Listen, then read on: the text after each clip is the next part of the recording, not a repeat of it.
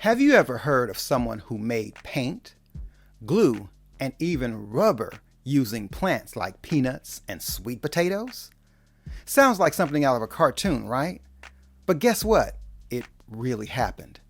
And the man behind the magic was George Washington Carver.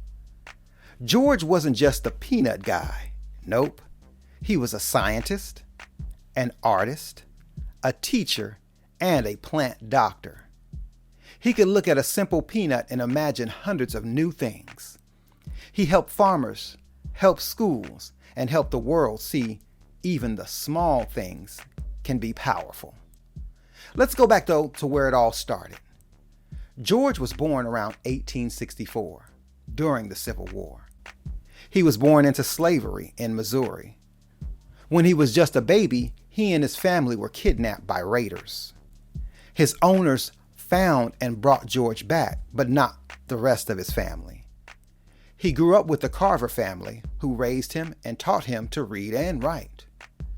Little George was sick a lot, so he didn't do much farm work, but he loved nature.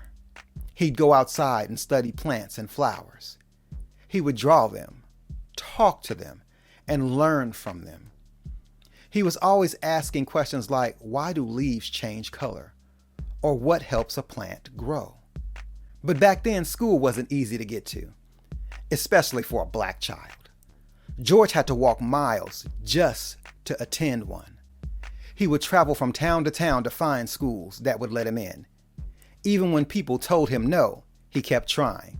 That's some serious determination. George was super smart and curious. He got into Simpson College in Iowa to study art. He was great at drawing flowers and plants, but one of his teachers said, "You love plants so much, why not study science?" So he switched to agricultural science and later went to Iowa State Agricultural College, becoming the first black student there. George became an expert in farming and soil. At that time, farmers were planting cotton over and over, and the soil was getting weak. George said, let's plant peanuts, sweet potatoes, and other crops to help the soil get healthy again. And it worked. The soil got better and farmers had new crops to sell. Now, here's the cool part. George didn't just stop at growing peanuts. He wanted to find new ways to use them. He came up with over 300 products using peanuts.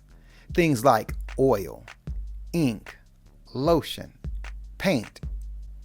He also made items from sweet potatoes like rubber, paper, and glue. He saw possibilities everywhere. But no, he did not invent peanut butter. That's a myth.